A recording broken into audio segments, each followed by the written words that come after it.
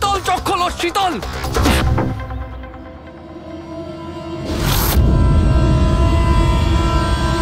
She's dead, sir. তোমাদের জন্য আমার শীতল আমাকে ছেড়ে চলে গেল।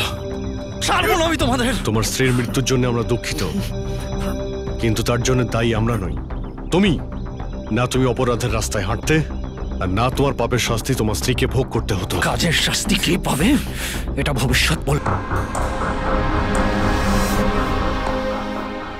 কি ব্যাপার অভিজিৎ, খুব অস্থির দেখাচ্ছে, কি হয়েছে? আরে ভাই, ওই একটা ভিডিও কল আসবে, তার জন্যই ওয়েট করছি। Video call? এর আগে তোমাকে কখনো ভিডিও কলে কথা বলতে দেখিনি। কোনো বিশেষ ব্যাপার কি? আরে ভাই, তুমিও না প্রত্যেকবারই। আরে তেমন কিছু নয়। আরে আমাদের কেতনবাবু ছিলেন না, ওই ক্রাইম ব্রাঞ্চের। হ্যাঁ হ্যাঁ, কেতনবাবু, মনে পড়েছে। আরে উনি বললেন যে 12:30টার সময় আমার সঙ্গে ভিডিও চ্যাট করতে চান, আমায় সারপ্রাইজ দেবেন, সেই জন্যই ওয়েট করছি। ও স্যার কেমন আছেন? কেতন স্যার, আরে আপনাকে তো একদম ফিট মনে হচ্ছে। আরে কেন পেছনে লাগছো বাবা? জানো, রিটায়ারমেন্টের পরে বডিটা একটু বেড়ে গেছে, একটু এক্সারসাইজ করতে হবে। আরে না না স্যার, সত্যি বলছি, আপনাকে খুব স্মার্ট লাগছে। হ্যাঁ, আচ্ছা এটা বলো, তুমি তোমার বিয়ের কার্ড কবে পাঠাচ্ছ? আরে স্যার আপনিও না, দেখুন স্যার, আপনি সিনিয়র, আপনি আগে করবেন, তারপরে আমি করব। আমি লাইন ভেঙে আগে কি করে যাব স্যার? হ্যাঁ আরে ভাই, নতুন বাড়ি কিনেছি, ব্যাস ওরে বাড়ির মাল কিনে চলে আসবে, না হলে এই বয়সে আর কে মেয়ে দেবে বলো? আরে স্যার, আশা নিয়েই আমরা সবাই বেঁচে আছি। কোথায় বাড়ি কিনেছেন আপনি? ফার্ম হাউস নিয়েছি ওয়াসিতে। হ্যাঁ, চলে এসো রোববার, একসাথে লাঞ্চ করব। অবশ্যই স্যার, অবশ্যই যাব। এখন তোমাকে আমি এই ঘরটা দেখাচ্ছি, দেখো ঘরটা কেমন দেখতে। এই যে দেখো,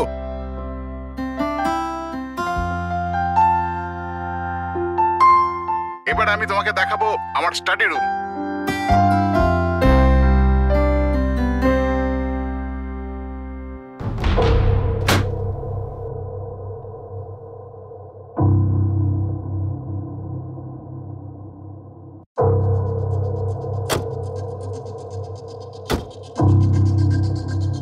অভিজিৎ, এবার দেখো, দেখাচ্ছি তোমাকে দারুণ জিনিস, ফার্স্ট ক্লাস।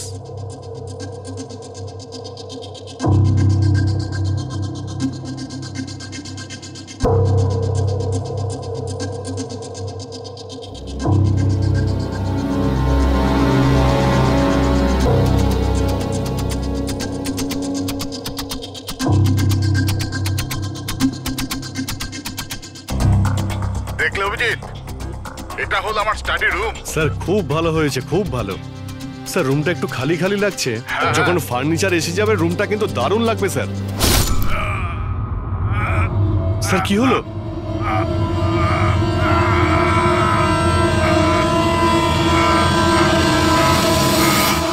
ও নো স্যার, কি আরে হয়েছে? ভাই, স্যারকে কেউ ছুরি মেরে দিয়েছে। ছুরি মেরে দিয়েছে? কোথায়? কে মেরেছে ছুরি? বুঝতে পারছি না। কিন্তু তুমি তো ভিডিও চ্যাট করছিলে ওর সাথে, না? হ্যাক করছিলাম, কিন্তু হঠাৎ করে এই ছুরি কোথা থেকে এলো আর কিভাবে ওনার লাগলো কিছুই বুঝতে পারলাম না। কি?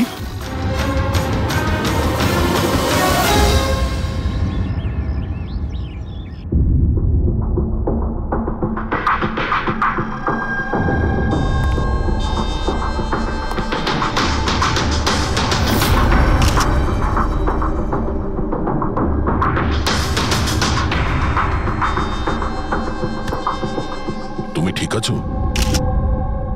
হ্যাঁ ভাই, বুঝতে পারছি না এসব কি করে হয়ে গেল। স্যার কেতন স্যার তো 100 জনেরও বেশি আসামিকে জেলে পৌঁছেছেন। হতে পারে ওদের মধ্যেই কোনো একজন আসামি এই সব করেছে। হ্যাঁ, কিন্তু কিভাবে, কখন? কেতন স্যার আমার সঙ্গে কথা বলছিলেন, এইখানে বসেছিলেন, ওনার পিছনে কেউ ছিল না। তাহলে হঠাৎই ছুরিটা কে মারলো আর কিভাবে মারলো? তুমি একদম শিওর যে ঘরের মধ্যে আগে থেকে কেউ ঢুকে বসেছিল না? আরে না ভাই, কেতন স্যার ভিডিও চ্যাটে উনি পুরো রুমটা দেখাচ্ছিলেন, আমরা কথা বলছিলাম, আর রুমটা দেখো, এখানে কোনো জায়গাই নেই, সবকিছু তো খোলা, কেউ কোথায় কিভাবে লুকোতে পারে? তুমি বলেছো যে তোমার সামনেই কেতনবাবু দরজা খুলে ভেতরে এসেছেন। হ্যাঁ, উনি এই দরজাটা খুললেন, ভিতরে ঢুকলেন, আর উনি দরজাটা বন্ধও করেছিলেন। তাহলে তো পরিষ্কার ব্যাপার, খুনি এই ঘরের মধ্যে আগে থেকেই ছিল, পরে আসেনি। আর সেটাই তো ভাই আমি দেখতে পেলাম না কেন। আরে আমার কথা ছাড়ো, ইনি কেন দেখতে পেলেন না? স্যার, এই রুমটাতে আসার আর কোনো রাস্তা নেই এই দরজাটা ছাড়া। জানলা টানলা কিছুই নেই। পুরবি, এই রুমটা আবার ভালো করে চেক করো, কোনো না কোনো গুপ্তগত হতেই হবে এই রুমের। স্যার আমি 3 বার চেক করেছি, প্রত্যেকটা জায়গা, প্রত্যেকটা কোণা, সবকিছুই। সত্যি এই রুমে আসার আর কোনো রাস্তা নেই। কোনো না কোনো গুপ্ত রাস্তা তো হবেই এই রুমের। কিছু গন্ডগোল আছে এখানে, না হলে এটা সম্ভব নয় যে অভিজিৎ ওই খুনিকে দেখতে পায়নি। এই কেতনবাবু এখানে একাই থাকতেন না? হ্যাঁ, একাই থাকতেন। এখানে কেয়ারটেকার থাকতো। তাহলে এটা জানতে হবে যে কে কে ওনার সঙ্গে দেখা করতে আসতো, আর কে কে জানতো কেতনবাবুর এই নতুন বাড়ির ব্যাপারে। পঙ্কজ স্যার। এই কেয়ারটেকারকে ডেকেছো তুমি? হ্যাঁ স্যার, কথা হয়েছে, আসছে। ফ্রেডি, প্রত্যেকটা ফিঙ্গারপ্রিন্ট নেবে, একটা যেন বাদ না যায়। হ্যাঁ স্যার, প্রতিটা কোণের ফিঙ্গারপ্রিন্টস তুলে আনবো স্যার। স্যার, আমি তো দুদিনের ছুটিতে গেছিলাম, আমি কি করে জানবো যে এরকম এত বড় একটা ঘটনা ঘটে যাবে? তুমি ছাড়া এখানে আর কে কে আসতো? কেতন স্যার আর কার্পেন্টার। কতজন কার্পেন্টার ছিল? 3টে। আর কতদিন ধরে কাজ করছিল? প্রায় 1 মাস ধরে। 1 মাস ধরে? তার মানে ঘরের কোনা কোনা ওরা জানতো। এই কার্পেন্টার কেতনবাবু কোথা থেকে এনেছিলেন? ওনার পরিচিত ছিল নাকি কেউ পাঠিয়েছিল? না স্যার, ওরা কেতন স্যারের জানাশোনা লোক ছিল, কারণ ওরা কেতন স্যারের আগের বাড়িতেও কার্পেন্টারের কাজ করেছে। তুমি শিওর যে আর কেউ আসেনি? না স্যার। হ্যাঁ, মনে পড়েছে স্যার, 2জন অচেনা লোক এসেছিল। একজন কোনো এক ইন্টারনেট কোম্পানি থেকে এসেছিল, আর দ্বিতীয়জন ওয়াটার পাইপলাইন চেক করতে এসেছিল। ওরা পুরো বাড়ি ঘুরে দেখেছিল। স্যার এর জন্য আমাকে বকেছিলেন। কেন বকেছিলেন? কেননা আমি ওদের ভেতরে আসতে দিয়েছিলাম। স্যারের ওই 2জনের প্রথম থেকে আসার কোনো খবর ছিল না, আর স্যার ইন্টারনেট কানেকশনের জন্য কাউকে কিছুই বলেনি। আর এটা কবেকার ঘটনা? এটাই 2-3 সপ্তাহ আগের কথা। ও, মনে হচ্ছে এই দুজনেই কোনো গন্ডগোল করেছে। আচ্ছা, 5 বছর আগে তোমরা যখন এই কেসটা সলভ করেছিলে, তখন কেতনবাবু ছাড়া এই টিমে আর কে কে ছিল? আমি, পুরবী, কেতন স্যার আর মহেন।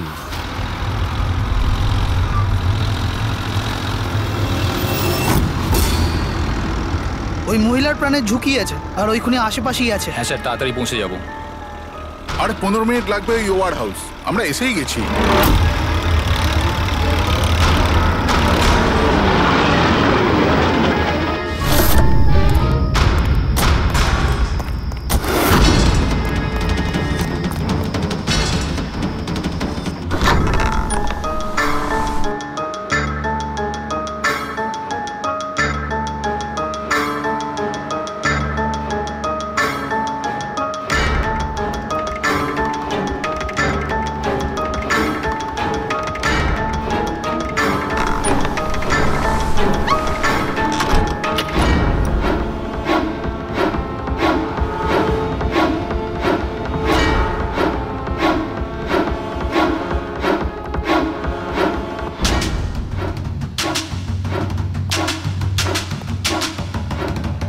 স্যার, এখানে তো কোনো মহিলাকে দেখতে পাচ্ছি না, আর ওই অপরাধীও নেই।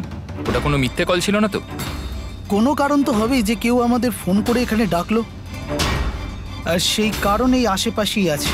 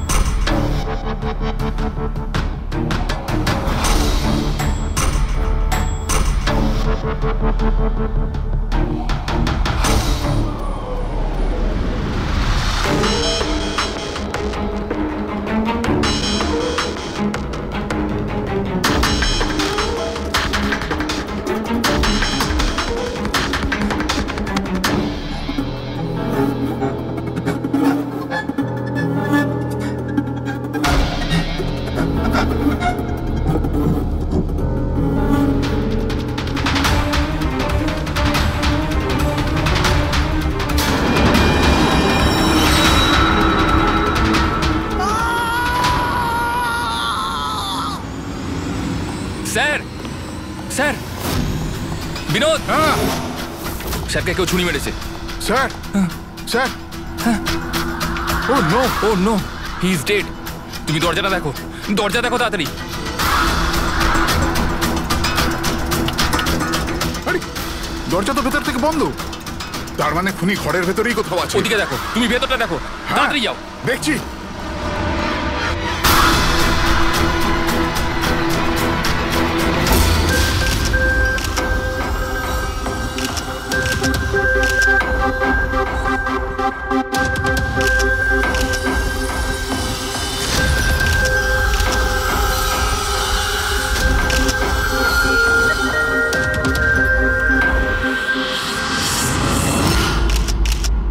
তাহলে এখানে কেউ ছিল না? হ্যাঁ স্যার সত্যি বলছি, এখানে মেহেন স্যার আর আমাদের ছাড়া আর কেউ ছিল না। বুঝতেই পারছি না যে খুনটা করলো কি। আচ্ছা, আপনারা এখানে এসেছিলেন কেন? স্যার একজন মহিলা ফোন করেছিলেন যে ওনার প্রাণ বিপদে আছে, ওনাকে বাঁচাতেই আমরা এখানে এসেছিলাম। কিন্তু এখানে তো কোনো মহিলা ছিলই না, আর ফোনটাও একটা প্রাইভেট নম্বর থেকে করা হয়েছিল। আচ্ছা, এগুলো একটা ষড়যন্ত্র, প্ল্যান করে করা ষড়যন্ত্র। স্যার, এই যে এখানকার ওয়াচম্যান স্যার। তুমি গোডাউন কটায় বন্ধ করেছিলে? স্যার রাত 10টার সময়। সেই সময় এখানে কেউ ছিল? না স্যার, ভালো করে চেক করেছিলাম, কেউ ছিল না। আপনারা এই রুমের দরজাটা খোলা রাখেননি তো ভেতরে আসার পরে? না, ভেতরে ঢুকতেই আমরা সবার আগে দরজাটা ভেতর থেকে বন্ধ করে দিয়েছিলাম। স্যার খুন হওয়ার পরেও আমরা দরজা চেক করেছিলাম, ভেতর থেকে বন্ধই ছিল। খুনি আগে থেকেই ভিতরে ছিল, কেতন স্যারের বাড়ির মতো। একটাই দরজা যেটা বন্ধ ছিল, আর কোনো জানালা নেই। তাহলে খুনি গেল কোথায়? স্যার আবারও একজন এমন অফিসারের খুন হয়েছে যাকে আমরা চিনি। আমার মনে হচ্ছে খুনিকে আমি চিনি। অভিজিৎ, তুমি কি করে খুনিকে চিনবে? তুমি তো দেখোইনি খুনিকে বার। বুঝে গেছি স্যার, আপনি কার দিকে ইঙ্গিত করছেন।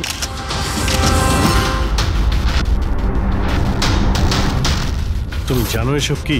হ্যাঁ, এটা এশিয়ার নামকরা ক্লাসিক আর্টওয়ার্ক, কিন্তু এসবের এই কেসের সঙ্গে কি সম্পর্ক? যেটাকে তুমি এশিয়ার বিখ্যাত আর্ট ওয়ার্ক ভাবছো, সেটা আর্ট ওয়ার্ক ঠিকই, কিন্তু অরিজিনাল নয়। এটা ডুপ্লিকেট, নকল। এগুলো নকল, কিন্তু দেখতে একদম আসল, অথচ এটা নকল। কিন্তু এই আর্টওয়ার্কের এই দুটো মার্ডারের সঙ্গে কি সম্পর্ক? এটা 5 বছর আগের কথা দয়া। তোমার এটা মনে আছে, তুমি আর এসিপি স্যার ডেপুটেশনের জন্য দিল্লি গিয়েছিলে? সেই সময় কিছুদিনের জন্য আমি আর পুরবী একটা কেসে ক্রাইম ব্রাঞ্চের হয়ে কাজ করেছিলাম। হ্যাঁ হ্যাঁ হ্যাঁ, কিছু কিছু মনে পড়ছে। এটা সেই কেস না যাতে কেউ নকল আর্টওয়ার্ক বানিয়ে সেটাকে বেশি দামে বেচার চেষ্টা করছিল? কারেক্ট। এই আর্টওয়ার্ক সেই বানিয়েছে, মিখেল। ওর নাম মিখেল।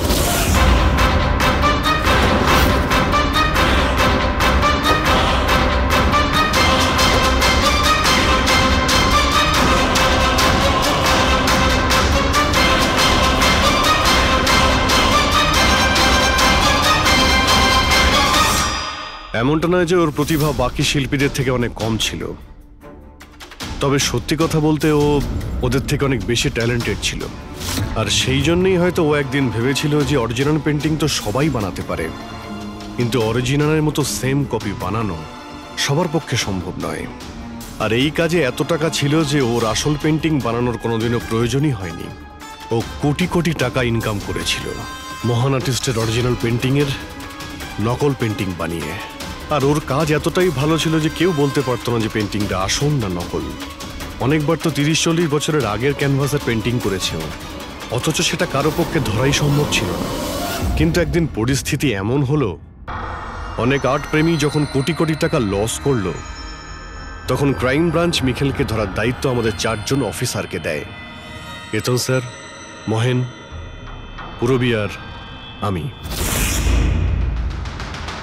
মিখেলকে ধরা এত সহজ ছিল না, কিন্তু কথায় আছে না, পিঁপড়েকে ধরতে হলে মিষ্টির ব্যবহার করতে হয়।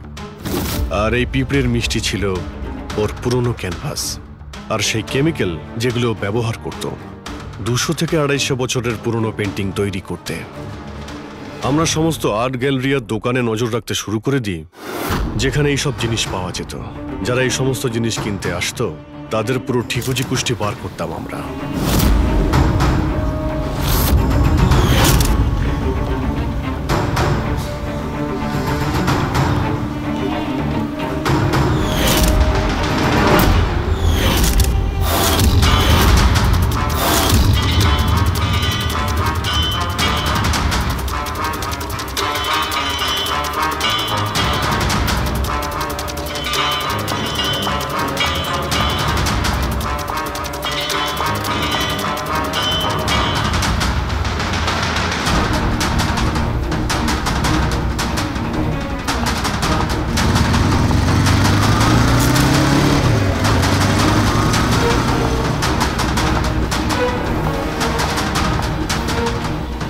যতগুলো ছবি পাঠাচ্ছি প্রত্যেকের ডিটেলস আমার লাগবে।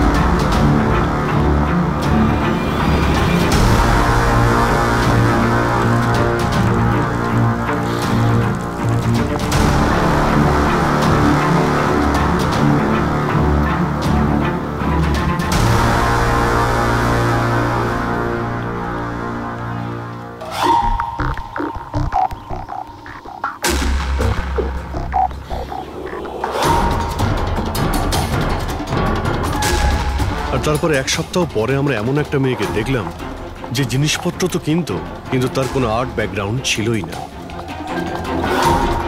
নিশ্চয়ই কোনো গন্ডগোল আছে স্যার। এই মেয়েটা ব্যাংকে কাজ করে, এর এই জিনিসগুলো কেন প্রয়োজন পড়ে, তাও আবার প্রত্যেক দ্বিতীয় দিন? হ্যাঁ স্যার, এই মেয়েটার প্রবলেম তো আছে মনে হচ্ছে।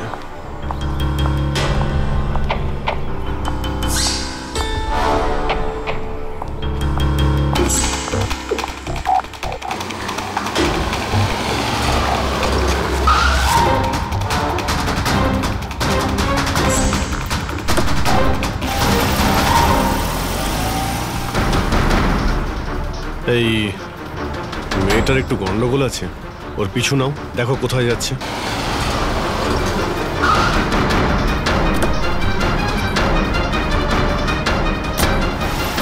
স্যার আমি ওকে 3 দিন ধরে ফলো করেছি, কিন্তু কিছু জানতে পারিনি।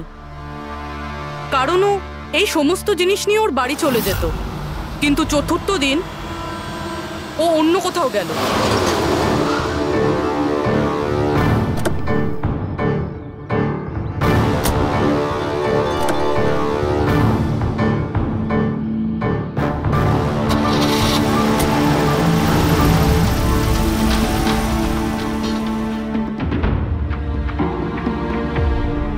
নিখিল, নিখিল, নিখিল, নিখিলও না, এখনো লাঞ্চটাও করেনি।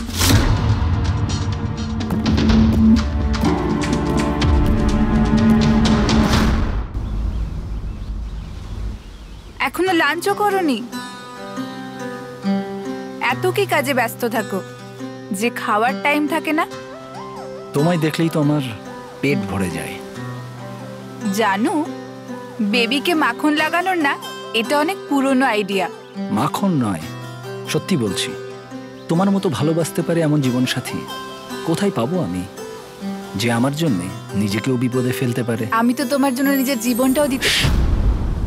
খবরদার, এরকম কথা যদি আরেকবার তুমি বলেছো, যদি তোমার কিছু হয়ে যায় না, আমি এই দুনিয়াটাকে আগুন লাগিয়ে দেবো। এত ভালোবাসো আমায়? নিজের থেকেও বেশি।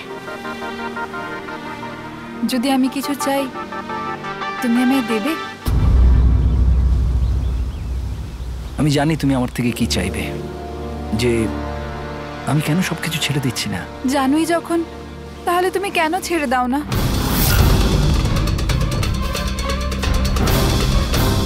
শীতল, মানুষের জীবনে দুটো নেশা হয়, আমার ভালোবাসার নেশা তুমি পূরণ করো, আর আমার দ্বিতীয় নেশা শিল্পীর, যেটা আমার কাজটাকে পূর্ণ করে। এই দুটোর মধ্যে একটাও যদি আমার থেকে দূরে যায় না, তাহলে আমি অসম্পূর্ণ থেকে যাব। আর আমি চাই যে ইতিহাস আমায় সব থেকে ভালো স্বামী আর সব থেকে ভালো আর্ট চোর হিসেবে মনে রাখে। মিখেল, অনেক ইতিহাস লিখেছ, বাকি জীবনটা জেলেই কাটিও।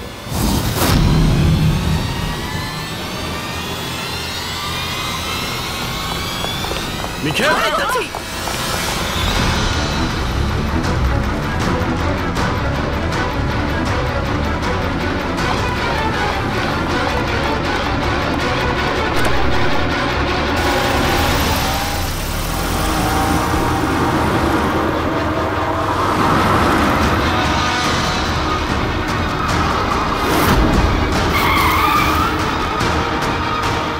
প্লিজ আমার কথা শোনো, জেদ করো না, নিজেকে আইনের হাতে তুলে দাও প্লিজ। না, আমি করবো না।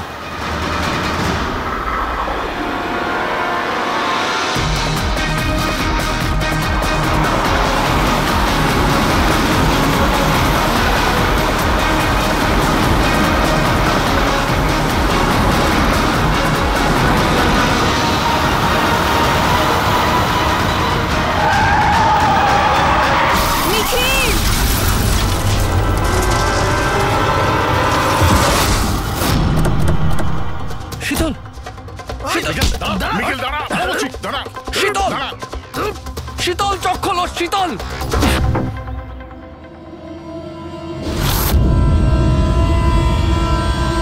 She's dead, sir. তোমাদের জন্য আমার শীতল আমাকে ছেড়ে চলে গেল। ছাড়বো না আমি তোমাদের। তোমার স্ত্রীর মৃত্যুর জন্য আমরা দুঃখিত, কিন্তু তার জন্য দায়ী আমরা নই, তুমি। না তুমি অপরাধের রাস্তায় হাঁটতে, আর না তোমার পাপের শাস্তি তোমার স্ত্রীকে ভোগ করতে হতো। কাজের শাস্তি কে পাবে এটা ভবিষ্যৎ বলবে। ওর 5 বছরের শাস্তি তো এতদিন শেষ হয়ে গেছে, কিন্তু ওর স্ত্রীর মৃত্যুর প্রতিশোধের আগুন হয়তো ওর মনের ভিতরে এখনো জ্বলছে। মানে কেতন বাবু আর মেহেনের পরে ওর টার্গেট এখন পুরবি আর তোমার উপর। কারেক্ট। কিন্তু স্যার, ও এসব করছেটা কি করে? কারণ নজরে পড়ছে না কেন? এবার এই রহস্যের পর্দা তো মিখেলই তুলতে পারবে।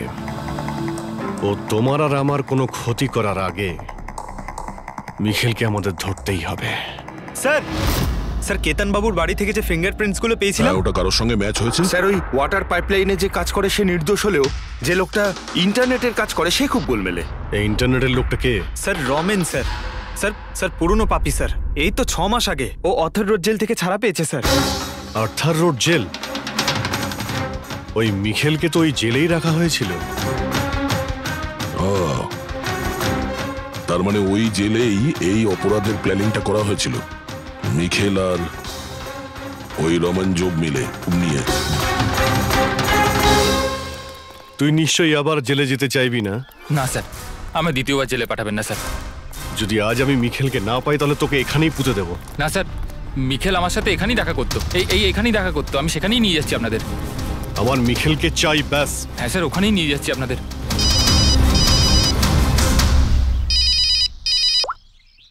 হ্যাঁ শান্তি। কি? বাবা শরীর খারাপ করছে? কিন্তু এরকম হঠাৎ? আমি তো কেসের ইনভেস্টিগেশন করতে এসেছি। কি হয়েছে? স্যার ওই বাবা একটু অসুস্থ হয়ে পড়েছে। ওই শান্তি নার্স যে আমার বাবার দেখাশুনো করে, সেই ফোন করেছিল। ঠিক আছে, তুমি যাও, আমরা দেখে নিচ্ছি। কিন্তু স্যার। যাও, আর কোনো প্রয়োজন পড়লে ফোন করবে।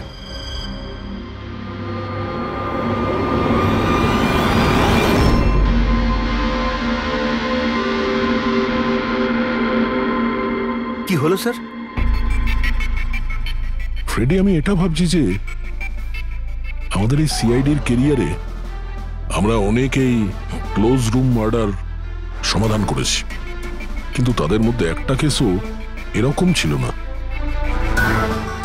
হ্যাঁ স্যার, এর আগেও এরকম ঘর বন্ধ থাকার কেস এসেছিল, কোথাও না কোথাও তো গোপন রাস্তা খুঁজে পাওয়াই যেত খুনির আসার এবং যাওয়ার জন্য। হ্যাঁ, হয়তো রুমের মধ্যে কোনো গুপ্ত পথ থাকে, না হলে রুমের মধ্যে কোনো রাস্তা বানানো হয় খুন করার জন্য। কিন্তু এখানে না তো কোনো গুপ্ত রাস্তা আছে, না রুমের মধ্যে কোনো গন্ডগোল করা হয়েছে, না। আর এই খুনি এমন যাকে দেখাই যাচ্ছে না। স্যার, আমার তো ভেবেই কিরকম মাথাটা ঘোরা শুরু হয়ে গেছে। খুনিকে দেখা যাচ্ছে না কেন? অনেক বছর আগে আমি একটা সিনেমা দেখেছিলাম যেখানে হিরো একটা গ্যাজেট লাগিয়ে অদৃশ্য হয়ে যেত, কিন্তু ওটা তো সিনেমা ছিল না স্যার। হ্যাঁ, ওটা তো সিনেমা ছিল, কিন্তু এটা তো বাস্তব জীবন। স্যার, কি ভাবছেন আপনি? এটাই ভাবছি, এর মধ্যে কোন জিনিসটা আমি বুঝতে পারছি না।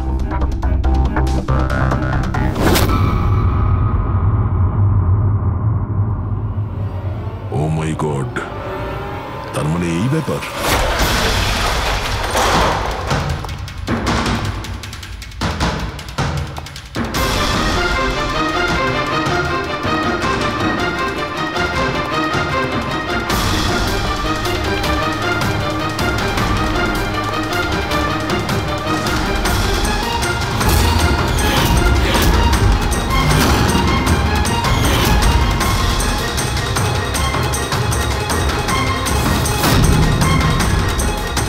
দিন ধরেই আমাদের চারজনকে ফলো করছিল, আর তুই ওকে হেল্প করছিলি এই সমস্ত কাজে? হ্যাঁ স্যার।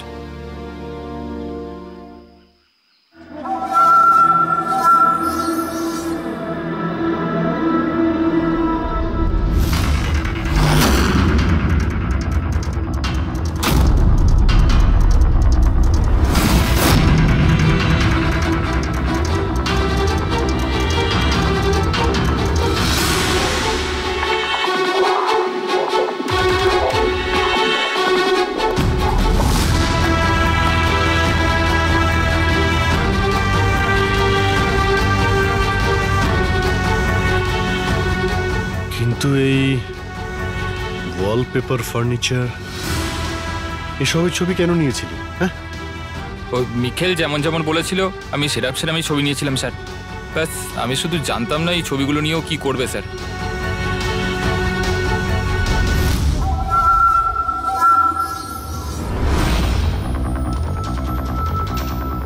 তাহলে কি এই ছবির মধ্যেই লুকিয়ে রয়েছে খুনের রহস্য?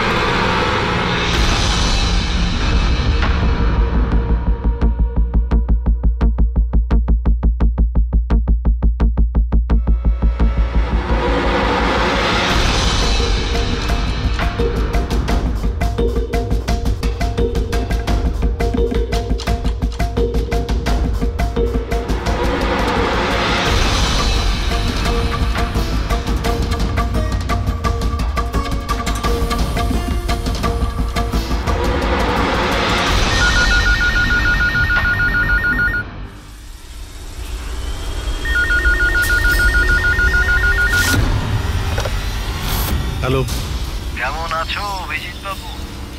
মিখেল, এতদিন পরেও তুমি আমার গলার আওয়াজ ভুলোনি। এমনিতে আমি জানতাম যে তুমি আমার বাড়ি পর্যন্ত নিশ্চয়ই পৌঁছবে। ইন্টেলিজেন্ট তুমি, কিন্তু সরি, তোমাকে স্বাগত জানাতে আমি বাড়িতে ছিলাম না। তোকে স্বাগত তো জানাবে সিআইডি, যখন আমরা তোকে আরেকবার ধরে জেলে নিয়ে যাব। জেল তো আমি তখন যাব না যখন তোমাদের নজরে আমি আসবো। তার আগে এই ধাঁধাটা তো সমাধান করো যে আমি তোমাদের এমনিতে নজরে কেন আসছি না। কি হলো, কি ভাবনায় পড়ে গেলে? আমি জানি তুমি ইন্টেলিজেন্ট, কিন্তু এতটাও ইন্টেলিজেন্ট নও যে এই কেসটাকে সমাধান করো। কেসটা তো তোমার আর পুরবীর মৃত্যু দিয়েই শেষ হবে। মিখেল, না না না না না, রাগ নয় অভিজিৎ বাবু, রাগ করে কেন নিজের বিপি বাড়াচ্ছ?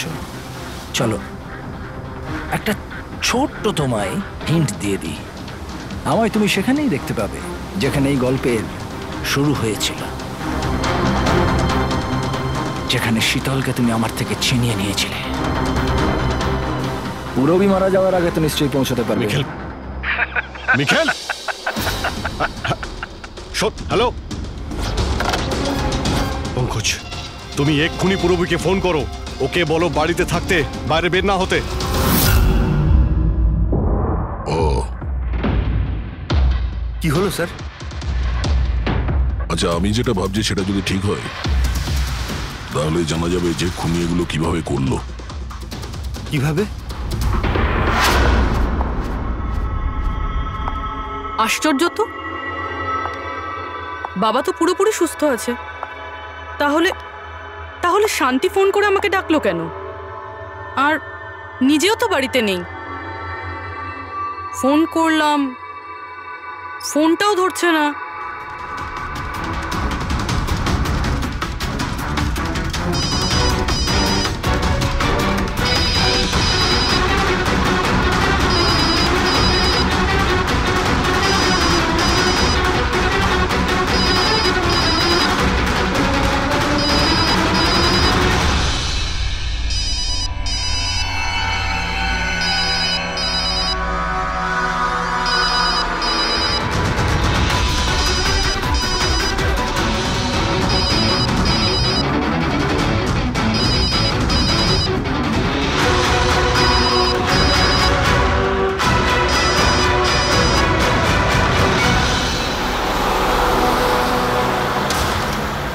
স্যার, এই পুরবি তো ফোনই তুলছে না। কি ফোন তুলছে না? কোনো প্রবলেম নেই তো? স্যার, মিখেল ওর কাছে পৌঁছে যায়নি তো? হতে পারে ওই যে ফোনটা এসেছিল ওর বাড়ি থেকে ওর বাবার শরীর খারাপের ব্যাপারে, হতে পারে ফোনটা মিখেলই করেছিল। স্যার, পুরবির কিছু হবে না তো? আশা করছি আমরা সময় মতো পৌঁছে যাব। যদি পুরবীর কিছু হয় তাহলে না,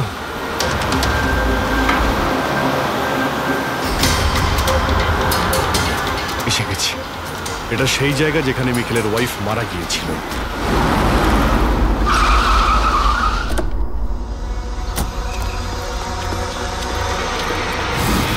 পুরবী!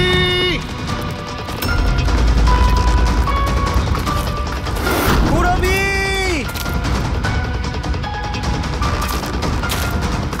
পুরবী! পুরবি! ওই দিকটা দেখো। পুরবি! পুরবি!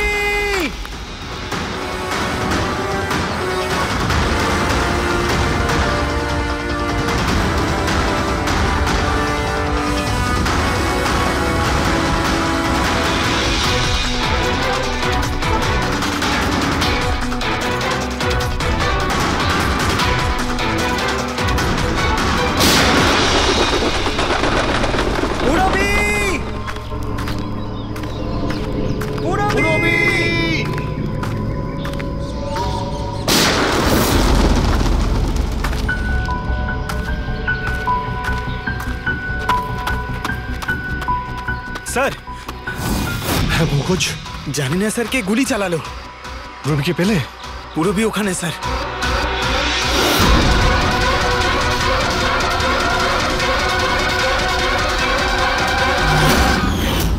ও নো! পঙ্কজ, অ্যালার্ট থাকবে। আমাকে কভার করো, আমি যাচ্ছি পুরবীর কাছে।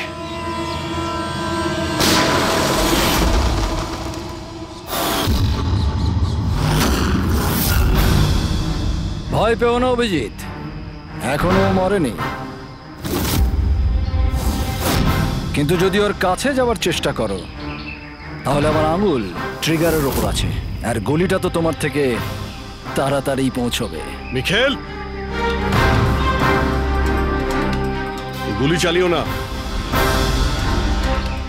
দেখো, তুমি প্রতিশোধ নিতে চাও তো? দেখো আমি এসে গেছি, তুমি পুরবীকে যেতে দাও। খবরদার, কোনো চালাকি নয় অভিজিৎ, কারণ তুমি আমাকে দেখতে পাবে না, কিন্তু আমি তোমায় ভালো করে দেখতে পাবো।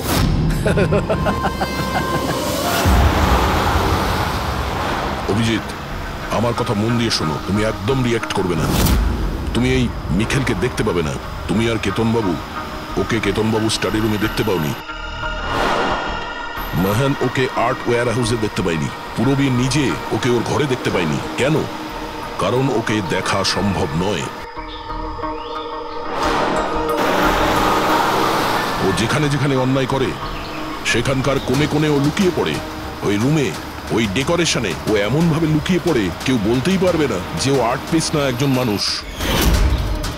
কেতনবাবুর রুমে ও ও ওয়ালপেপার হয়ে গেছিল, ওয়ালপেপার।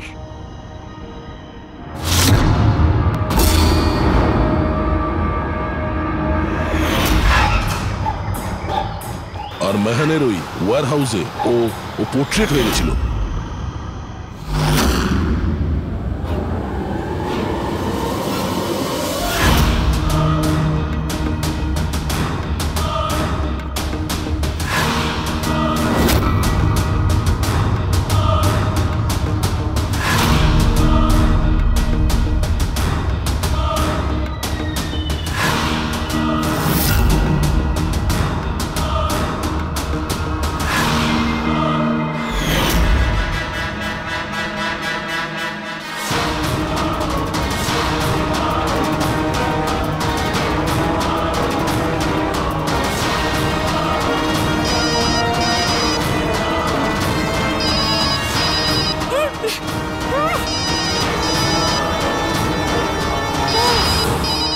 এটা আমি তখনই বুঝতে পারলাম যখন ওয়্যার হাউসের ক্রাইম সিনের ফটোগুলো আমি দেখলাম।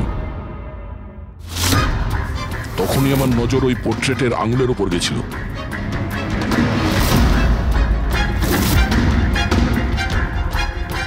ও পোর্ট্রেট ছিল না, ওই মিখেল ছিল, মিখেল।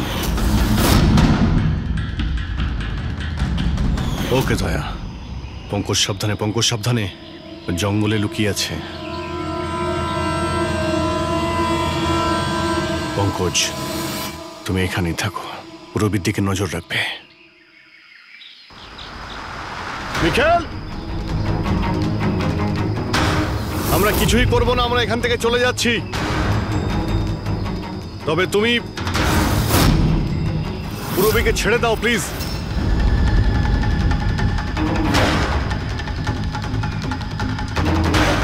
দেখো, এসব করে আর কোনো লাভ নেই।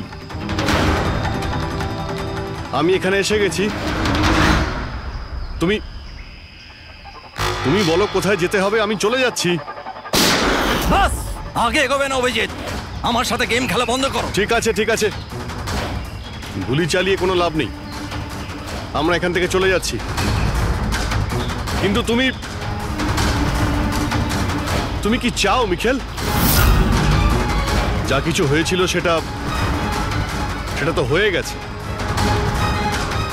কিন্তু এসব করে তুমি কি পাবে? হ্যাঁ,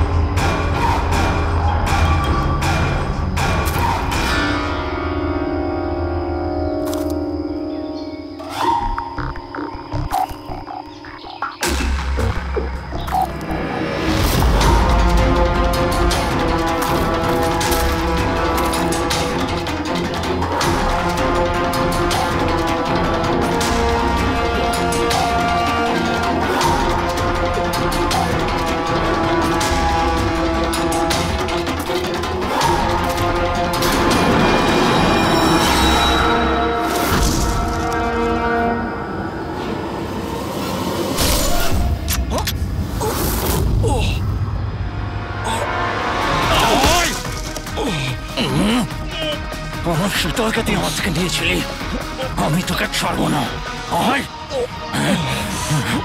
আমার শীতলকে দূরে করেছিলি।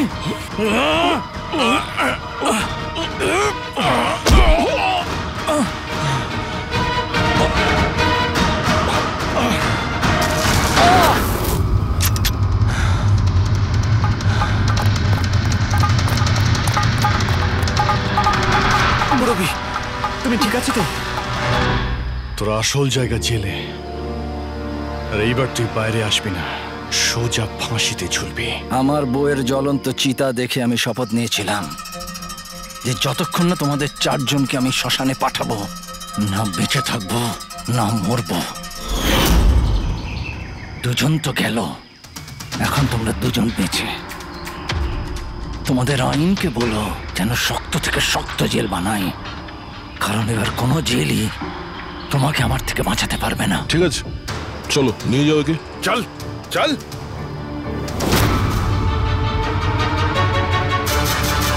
আসবো, ফেরত আসবো।